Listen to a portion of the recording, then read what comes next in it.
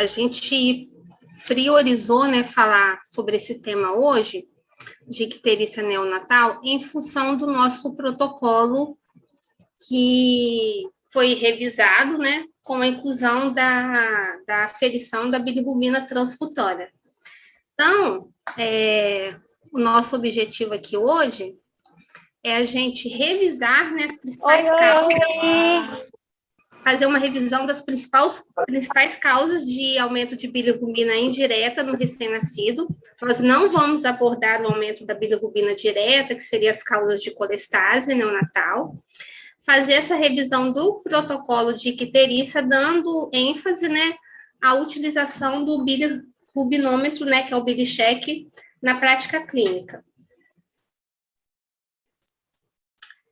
Nós sabemos que o recém-nascido, né, a maioria deles, né, 60% dos recém-nascidos a termo e 80% dos recém-nascidos pré-termos, eles evoluem com a icterícia fisiológica, né, que é uma icterícia benigna, que geralmente começa em torno de 48 horas de vida, com um pico entre 3 a 4 dias de vida e com a diminuição em torno da primeira semana de vida. Esses fatores, né, eles se devem à hemólise aumentada, né, normalmente o recém-nascido tem um hematócrito e uma hemoglobina mais elevada do que o padrão, né, num adulto normal a gente tem em torno de 38, 40, a média do recém-nascido, quando eles nascem, é em torno de 48, 50, né, mais ou menos aí de um hematócrito. Eles têm uma conjugação hepática limitada pela imaturidade do fígado, isso aí a gente pensa principalmente nos prematurinhos também, e uma maior reabsorção da bilirrubina a nível intestinal, do ciclo enterohepático. Então, isso tudo favorece que haja uma icterícia fisiológica nos primeiros dias de vida. Quando a bilirrubina está acima de 5 miligramas por decilitro, a gente visualmente já começa a perceber que é a famosa zona de Kramer que nós pediatras utilizamos tanto no dia a dia para descrever clinicamente. Zona 1 está na face, zona 2 está até a nível ali mais ou menos do epigástrio, do umbigo e assim por diante. Isso aí foi assim uma das primeiras medidas, né, utilizadas, né, quando começou, né, dentro da pediatria a descrever a icterícia neonatal.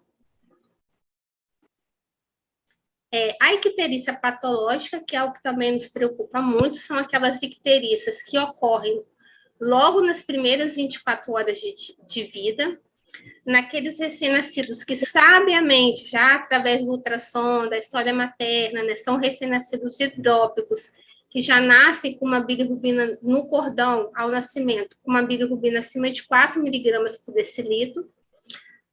O aumento muito rápido da bilirrubina, com aumento de 0,5 miligramas por hora, nas primeiras 4 a 6 horas, durante 4 a 6 horas, perdão, ou de 5 miligramas ao dia, e associação com outros sinais clínicos. Né? Um bebê que tem uma icterícia, com anemia, com plaquetopenia, com uma perda de peso, com uma letargia.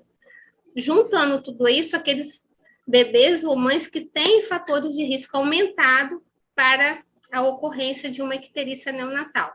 E aí não é mais uma icterícia fisiológica, né? Aquela normal do recém-nascido. A gente já classifica como uma icterícia patológica. Os principais fatores de risco para uma icterícia patológica, né? Principal deles, para todos nós sabidamente, é a incompatibilidade sanguínea, principalmente a RH, a BO e, em alguns casos raros, né, de antígenos irregulares.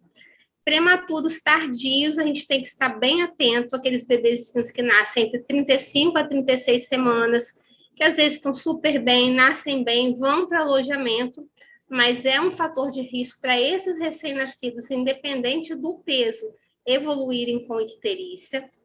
Dificuldade no aleitamento materno, perda de peso em relação ao peso de nascimento acentuada, mais que 7% nas primeiras 48 horas.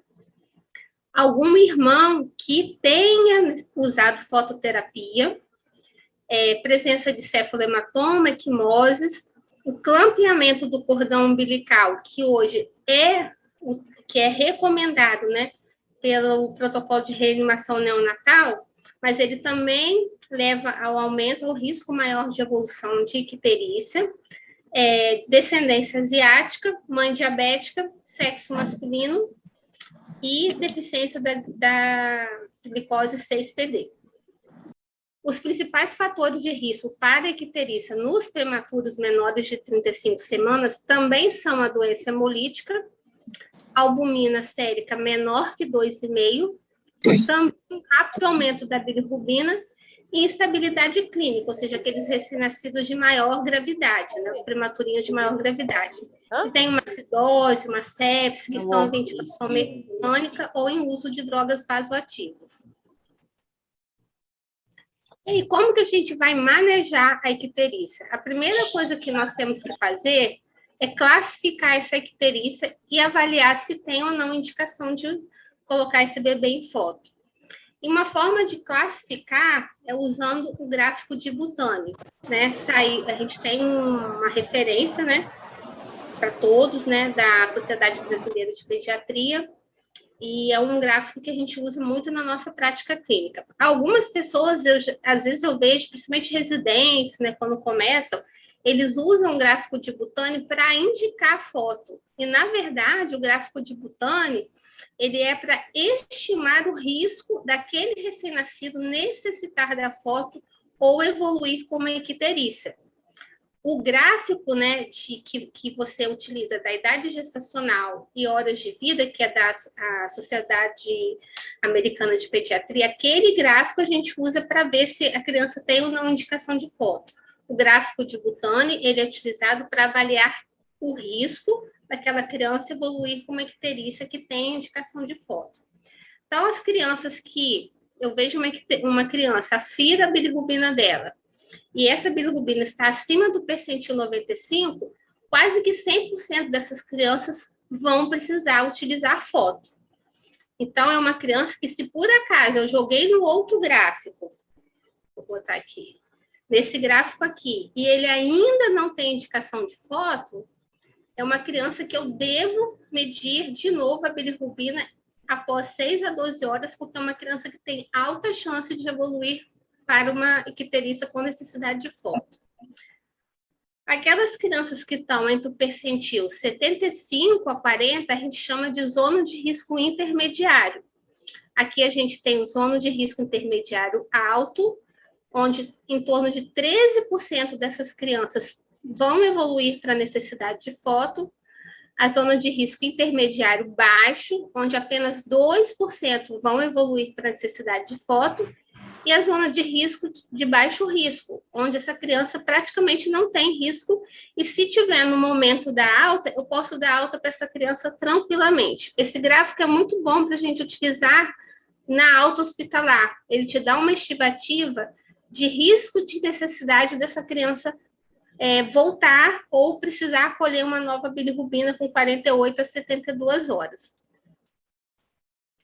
E aqui, nesse artigo da SBP, eles, utilizando o gráfico de Butani, eles dão uma rota para a gente, para nós, que nós até, a gente vai ver mais à frente, a gente fez mais ou menos essa rota para utilizar no nosso protocolo. Então, nós temos um neném que tem uma icterícia com menos de 24 horas de vida, então é uma icterícia patológica. Eu tenho que aferir a bilirrubina desse bebê e ver se essa bilirrubina está ou não acima do percentil 95 lá do gráfico de Butani.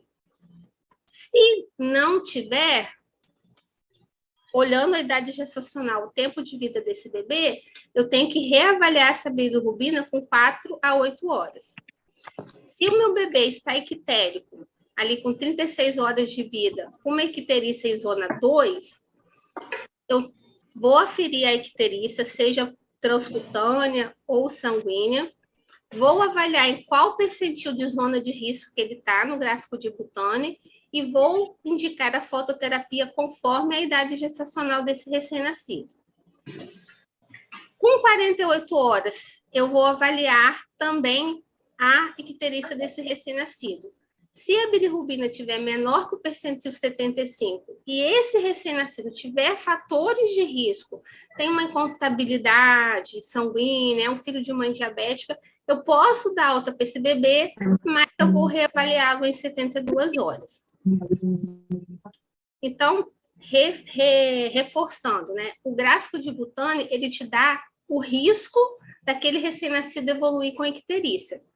O gráfico da Academia Americana de Pediatria é para você indicar a foto. E a gente tem aqui, de acordo com as horas de vida, o nível de bilirrubina, se é um bebê de alto risco, entre 35 a 37 semanas, um bebê de médio risco, que são bebês a termo, mas que tem algum fator de risco, uma hemólise, uma sepse, uma estabilidade, e aqueles bebês de baixo risco, que são aqueles que têm mais de 38 semanas e sem fator de risco. É esse gráfico aqui que a gente usa para indicar a foto. O gráfico de Butani é para eu avaliar o risco daquele bebê entrar em nível de foto, tá? E em relação aos prematuros, a Academia Americana de Pediatria também tem uma tabelinha, que acho que todos devem conhecer, que é de acordo com a idade gestacional, nós indicarmos ou não a fototerapia. E na presença de algum fator de risco... Era só um pouquinho, gente. Desculpa, fechei a porta e entrou. Na presença de algum fator de risco, a gente sempre vai utilizar o limite inferior dessa tabela. Então, se eu tenho um prematuro de 28 semanas e que, além disso, ele tem uma incompatibilidade sanguínea, eu vou sempre utilizar o limite inferior do nível de indicação para fototerapia. O bilirrubinômetro, ele chegou já há algum tempo, né, fora, né, por ser um produto bem caro, né, no Brasil não são em todos os lugares que tem, mas a gente conseguiu adquirir no final do ano passado agora, né? E lá nos Estados Unidos ele é bem utilizado na Europa também.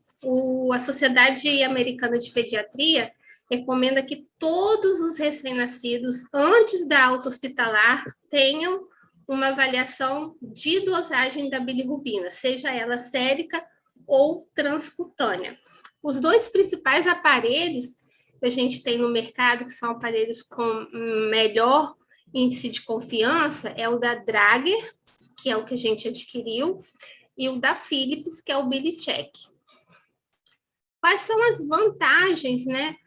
As desvantagens, as limitações do uso da bilirrubina transcutânea na prática clínica?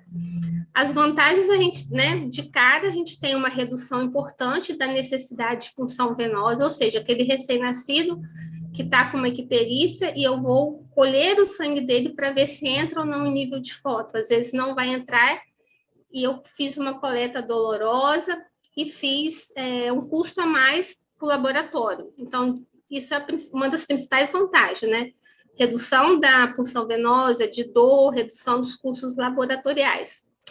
Mas vários estudos mostram que eles são eficazes para detectar bilirrubinemia grave, é bem mais acurado do que a avaliação visual pelas zonas de Kramer, e você reduz o retorno daqueles recém-nascidos com icterícia grave e o tempo de fototerapia, porque uma vez que você cria um protocolo utilizando a aferição de rotina da bilirrubina transcutânea, você consegue identificar mais rapidamente aqueles recém-nascidos que têm indicação de iniciar foto.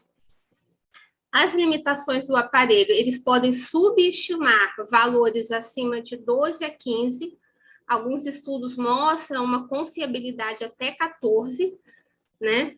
Podem superestimar recém-nascidos que têm pele escura.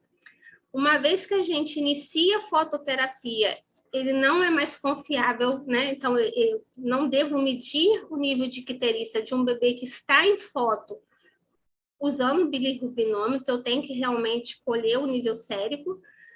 Recém-nascido acima de 7 a 14 dias, pelo aumento da espessura da pele, da camada córnea, também tem uma limitação.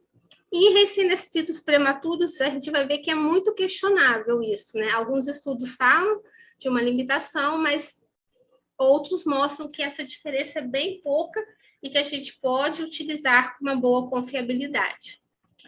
Quando é que eu tenho que confirmar a bilirrubina sanguínea? Quando eu utilizo o bilirrubinômetro para aferição transcutânea. Sempre eu posso escolher duas formas, aí vai depender da instituição, mas sempre que eu fiz a aferição da bilirrubina transcutânea, joguei no gráfico de Butane e eu dou uma zona de alto risco, que é assim, acima do percentil 75, ou se eu utilizo gráficos específicos para a bilirrubina transcutânea, com percentil acima de 95, tenho indicação de colher a bilirrubina sérica. Quando eu tenho a aferição no bilirrubinômetro acima de 12, né, porque assim, 12 a 14, né, é o limite ali de confiabilidade, pode ser que eu me afiro 12, mas possa estar maior, e sempre que aquela aferição indicou o início da foto, eu tenho que colher para poder correlacionar aquele nível sanguíneo com aquele nível aferido pelo bilirrubinômetro. Na prática que a gente está tendo aqui na Unimed, 12 bebês que a gente tem utilizado, o índice de confiabilidade tem sido muito bom, né? Daqueles bebês que a gente afere, tem indicação de foto e colhe pelo laboratório, assim, a margem está sendo assim, bem bacana mesmo, assim, pelo menos dos nenéns que eu tenho utilizado. E aí, em relação aos normogramas, né, que a gente utiliza para a aferição da bilirrubina transcutânea, assim como a gente tem o normograma de Butane, o normograma da Academia Americana de Pediatria, existem vários estudos publicados e foi feita agora em 2019 uma meta-análise desses principais estudos, né, com vários tipos de aparelho, com vários grupos de recém-nascidos, entre 2005 a 2018, e foi feito um levantamento da média, mais ou menos, de corte, né, para essas curvas que são utilizadas para a aferição da bilirrubina transcutânea. O que essa meta-análise concluiu? Que a determinação da bilirrubina transcutânea, apesar dessas limitações, né, de valor, ela é uma técnica válida, segura, tem uma boa sensibilidade e permite a determinação rápida e evita coletas de sangue dolorosas e desnecessárias. Os dispositivos mais estudados, como eu disse, foram os dispositivos da Drager e da Philips. A existência, né, de maior ou menor grau de correlação entre a bilirrubina transcutânea com a bilirrubina sanguínea nesses estudos, essas diferenças foi mais em função da amostra, né, de ter uma população de recém-nascidos que tinha mais risco ou de prematuros do que do instrumento, do aparelho em si. A correlação entre os valores séricos e os valores medidos pelo aparelho foram boas naqueles valores menores que 15, e os normogramas de bilirrubina transcutânea permitem a gente estabelecer um segmento adequado de risco para a icterícia.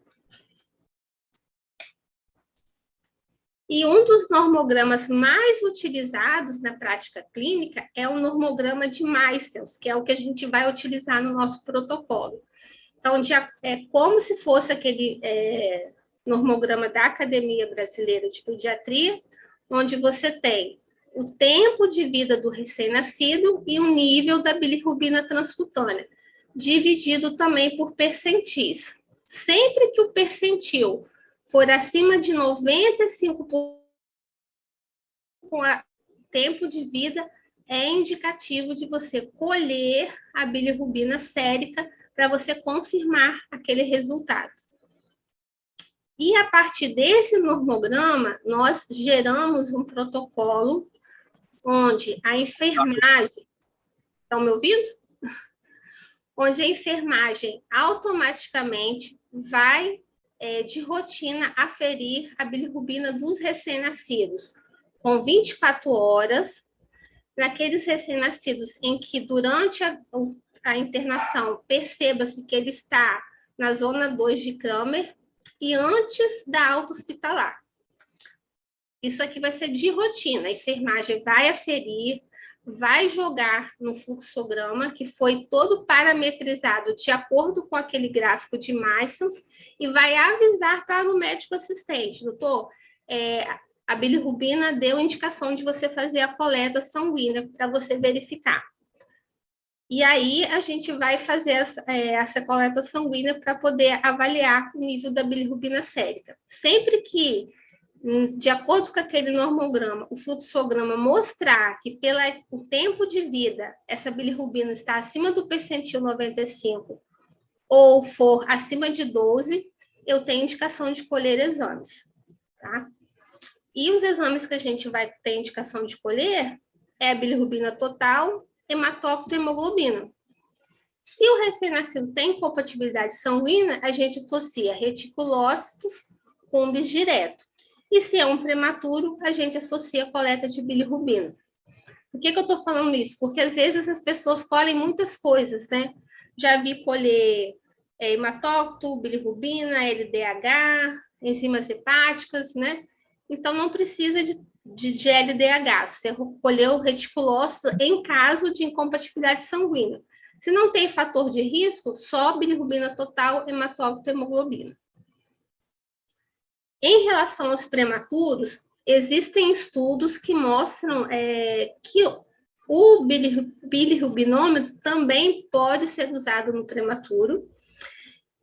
Você vai utilizar a tabela da Sociedade Americana de Pediatria, e sempre que você aferir a bilirrubina transcutânea e o valor que você aferiu estiver menor que 2 ou 3 da tabela, você não precisa colher o sangue do recém-nascido.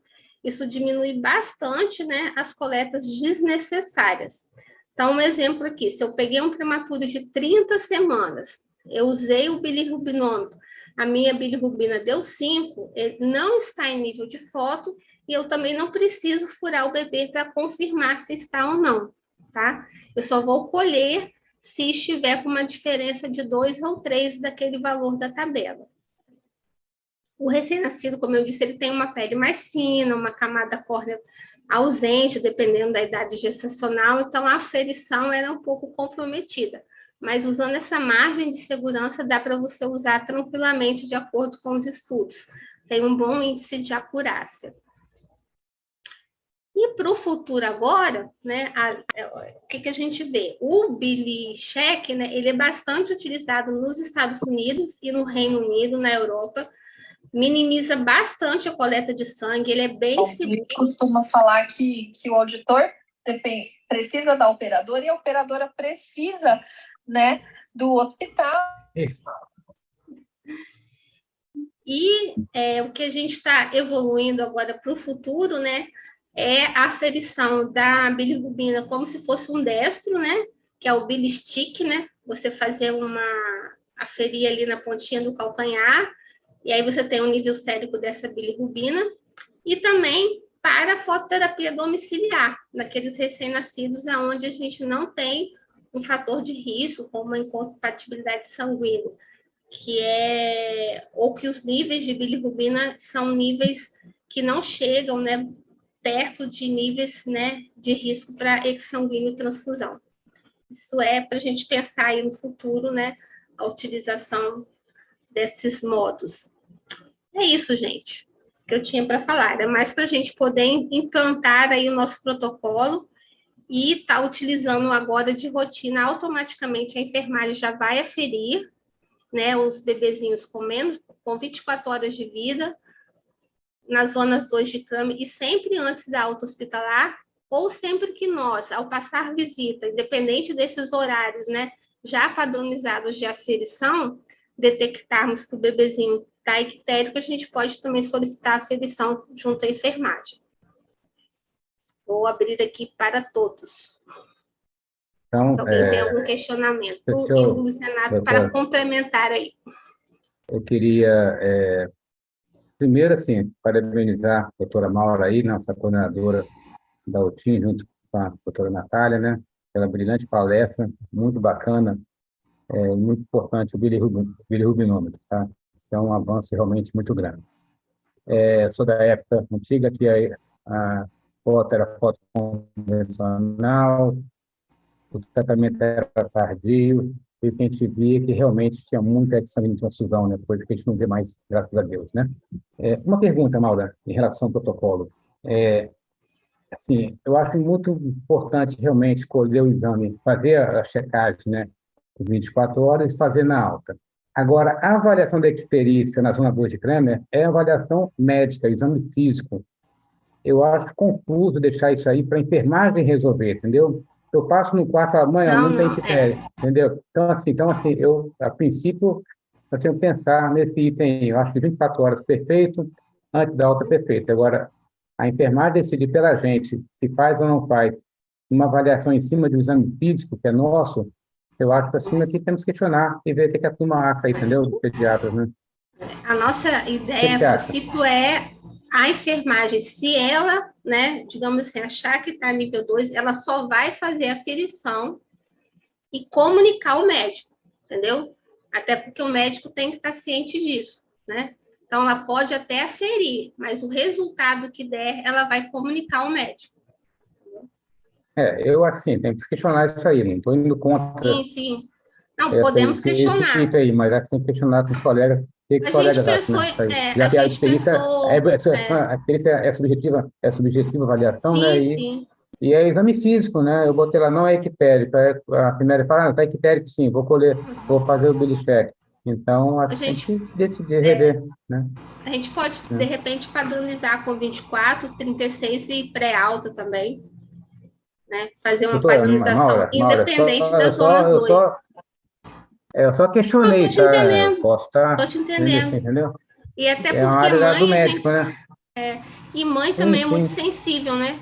Às vezes Eu você passo fala lá, uma falo que não tem coisa. icterícia. A enfermeira Isso, passa, faz o exame e vê que tem isso. ictérico. Eu perdi toda a minha É uma autoridade de coisa médico ali a. naquela Sim, situação, entendeu? sim, é Então, uma coisa a considerar realmente.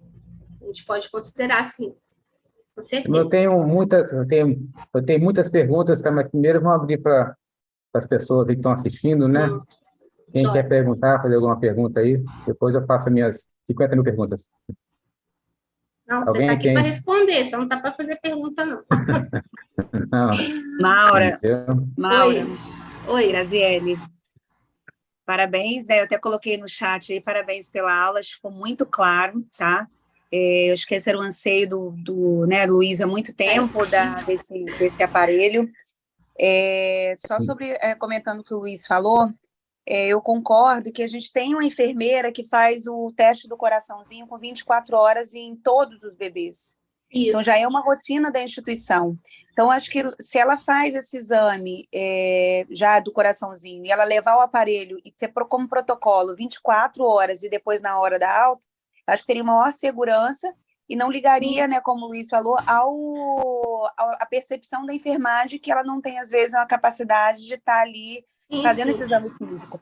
Então, se você colocasse como padrão, com 24 horas de vida, na hora do teste do coraçãozinho, fazer a aferição com bilirrubinômetro, você já teria essa dosagem, jogaria no protocolo, avaliaria se teria ou não indicação de foto, e depois com o 36, eu acho que seria mais padrão e evitaria menos confusão e tiraria a responsabilidade da enfermagem. Isso daí seria a minha sugestão. Então, que a gente fez? A gente padronizou assim. No caso, a enfermeira vai aferir com 24 horas de vida, ou seja, no momento que até eu conversei isso com a Deisiane exatamente, para já aproveitar o momento de realizar o teste do coraçãozinho e fazer a aferição. Sempre antes da alta, vai também fazer a aferição. E entre esse período aí, né, de 24 a 48 horas, foi que a gente colocou, se houver um recém-nascido com uma icterícia zona 2, fazer aferição. Porém, a gente também pode padronizar, igual vocês falaram, 24, 36 e pré-alta, entendeu? Ei, pessoal, boa noite. Deixa a Deisiane dar uma explicada aí para vocês melhor aí. Eu acho que a gente poderia, então, padronizar esses dois e o Zona 2 de Kramer, ele ser um critério médico. Então, por exemplo, o pediatra passou, ele identificou e ele solicitar. E aí, na hora que ela for marcar o critério, ela marca o critério que o pediatra avaliou. É uma opção também. E aí a gente padroniza para elas 24 e pré-alta. Isso, pode ser também. E uma coisa muito boa, assim, que ficou nesse protocolo é que já gera uma rota automática de acordo com o gráfico de bilirrubina. A Daisy padronizou junto com a TI cada tempo de vida e cada correlação aqui da bilirrubina transcutânea. Então, sempre de acordo com o tempo de vida. Se o que a enfermagem aferir for acima do percentil 95, automaticamente elas vão avisar o médico, né, para poder fazer a solicitação da bilirrubina sanguínea, que tem indicação de colher, né? Então, só para explicar aí o que a doutora Maura falou, o que a gente fez foi pegar esses dois gráficos, né, que é a tabela de acima de 35 semanas e o outro do prematuro.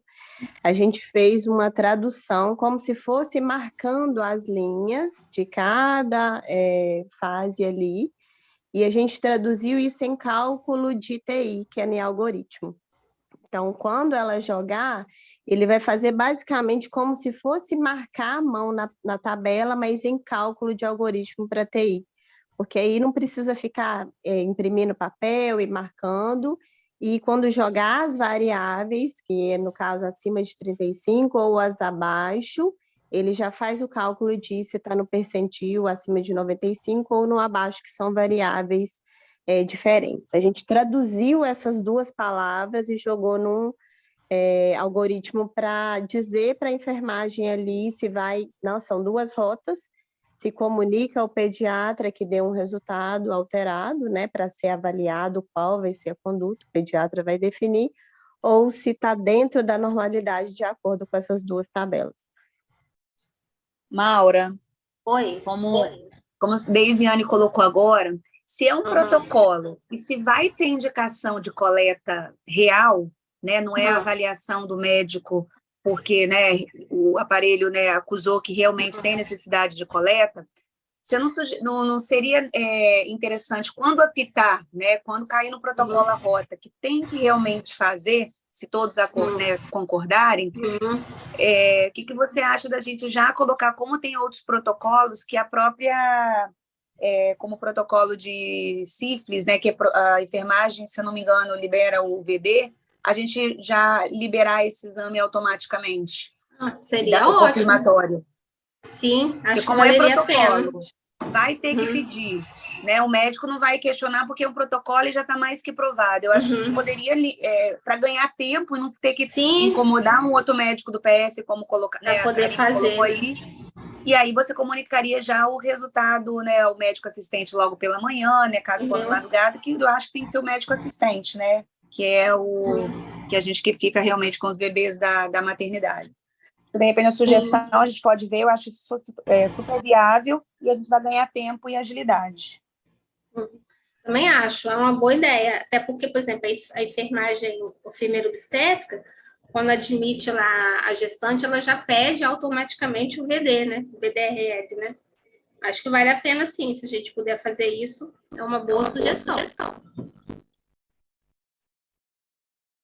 Mais alguém? Maura, doutora Maura, está vendo? E aí, muito interessante que a Thalia recebeu a mensagem do nosso amigo doutor Euler, né? Doutor de adulto, pedindo para a gente falar sobre a icterícia do leite materno. Pois é.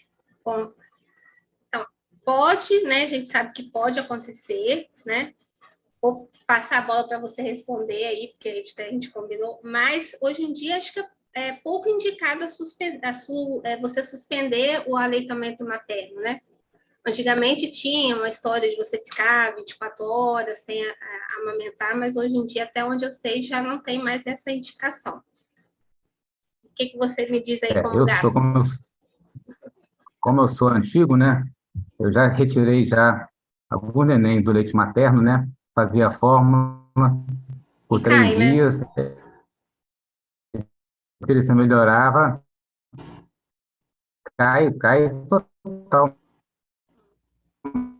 realmente, muito rápido. Mas aí você volta para o leite materno, ele não pega no peito mais que do leite materno, né, um esteroide, né, que inibe tanto Uhum. estimula a absorção da bilirrubina no nível intestinal ou inibe a absorção a bilirrubina pelo fígado, né? Tem essas duas hipóteses. E realmente a bilirrubina pode chegar até valores altos, de 15, 20, né? 15 E a 20. pode ser indicação de fototerapia, às vezes, né? Entendeu? E pode durar até 3 meses, né? Então, assim, a gente sabe que a crise prolongada pode durar até 3 meses e ocorre com certa frequência, né? Já vi muito, tem visto pouco, Eu tenho visto, assim, na atualmente, né? maternidade menos hoje em dia também. Entendeu? O que a gente tem visto, às vezes, Mas né, eu quando eles falam vou alertar aí colegas aí, a pedido do Euler, né? Então, existe aquele leite materno, né? Então, assim, tá ouvindo agora? melhor. Estão vendo? Então, assim, então, tem que lembrar daquele leite materno, que pode ser prolongada, né? E eu, como gastro, né, não posso deixar de falar aqui da importância de lembrar que icterícia por predomínio de bilirrubina direta, BD sempre acima de 1 é sempre patológico, tá? Sempre tem que investigar, né? A colestase neonatal, não pode esquecer disso, né? Toda icterícia que Sim. prolonga, mesmo seja leve, por mais de 15 dias, tem que ser investigada. Por mais de 8 dias na criança a termo e por mais de 15 no prematuro. Então, tem que ser investigada, que pode ser uma colestase, né? Que pode significar alguma doença grave do fígado, né? Então, é bom alertar os colegas que a gente vê acontecer às vezes, falar que tá amarelinha, normal, e vai descobrir depois que é uma atelesia e a criança perde o fígado, né? Só Isso alertar é bom. esse aspecto. É bom você frisar isso, porque é um dos critérios, né, de icterícia patológica, né? Se ela durar mais de 8 Sim. dias no aterro ou 14 no prematuro, tem indicação de coleta até para fazer esse diagnóstico diferencial mesmo, né? Sim. E às vezes o bebê está bem, a gente pode achar que é do aleitamento materno, igual você falou, isso é uma coisa bem mais séria, né? Com certeza. E eu não posso deixar de contar aqui a minha história no hospital, lá no nosso hospital, né, que quando chegou o aparelho, nasceu lá, não posso falar nome, né, até seria até antiético, né, mas nasceu uma netinha de uma médica, né, e nem tudo bem, 48 horas, fui dar alta, falei, colega, aqui tá muito chique, agora tem bilirrubinômetro, vamos testar ele, aparelho? Eu ia dar alta pro neném, porque ele é muito discreta, gente, até, assim, fui fazer o exame e, para minha surpresa, tinha indicação de fototerapia. O exame que eu fiz, confirmei depois no exame de sangue, Confirmou. estava em 12 ponto alguma coisa, 13, então já era indicação de fototerapia. O bebezinho ficou internado 48 horas para tratamento. Então é muito importante, muito bom a nossa maternidade e nossos nenéns. Mais alguma pergunta? Acho que dá Algum bastante comentário? segurança, só para finalizar aqui, Sim. né, a gente no momento da alta, né? Porque você ter o aparelho, fazer a aferição, ter essa segurança de você dar alta para o bebê, né, tendo até uma previsibilidade, que eu posso repetir essa bilirrubina daqui a 48 horas, não está ainda em nível de foto, mas eu posso repetir no consultório daqui a 48 horas. Isso dá uma segurança, né, em relação à alta hospitalar, com menos risco, né, de um retorno desnecessário, né?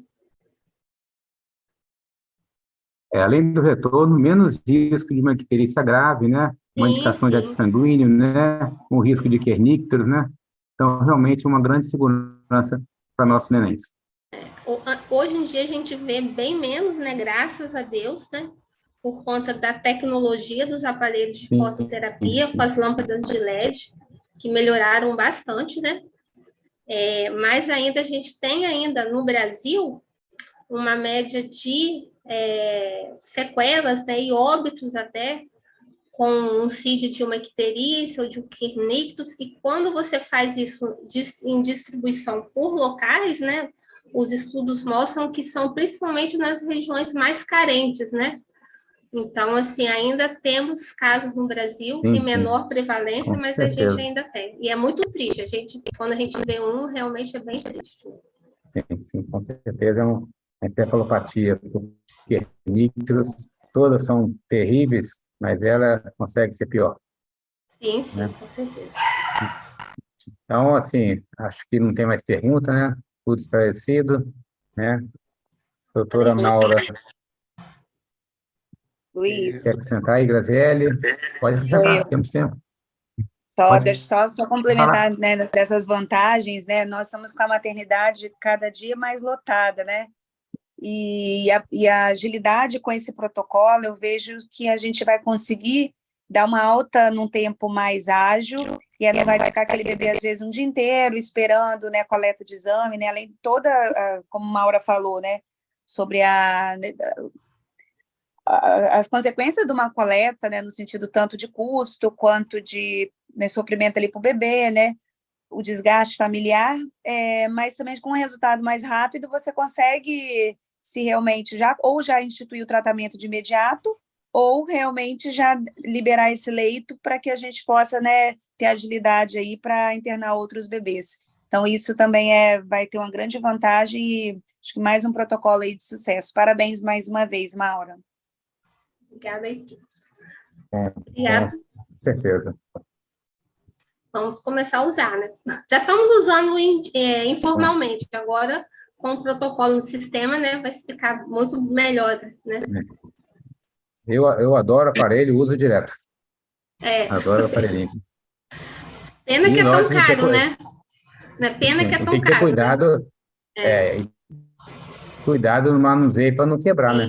Exatamente. Tem que mexer, tem que ter muito, bastante cuidado. muito caro, mas que ele é muito bom mesmo. Maura, Luiz, parabéns. Tentando botar na cabeça de cardiologista e perícia neonatal só a Maura mesmo. Parabéns. Maura espetacular. Queria lembrar a todos que seria importante que fizesse aquela avaliação de criatura do site, tá? Isso é importante em diversos pontos, inclusive do ponto de vista de auditoria que a Unimed passa dessa avaliação. Então, por favor, se pudessem fazer, ajudaria muito. Um último recado também, lembrar que dia 14, terça a gente tem a GO e a GE, né? E é importante a presença de todos, no momento que tem eleição de conselho, então é um momento onde a gente pode exercer aí a nossa participação importante dentro da cooperativa. Parabéns mais uma vez, uma boa noite, desculpe aí a introdução. Boa noite a todos. Então, boa noite aí, obrigado, Wilson. Boa noite a todos, Obrigada, parabéns. Luiz. A todos. Um abraço. Valeu, Mara. Tá, boa noite, Tchau. gente. Um abraço. Tchau.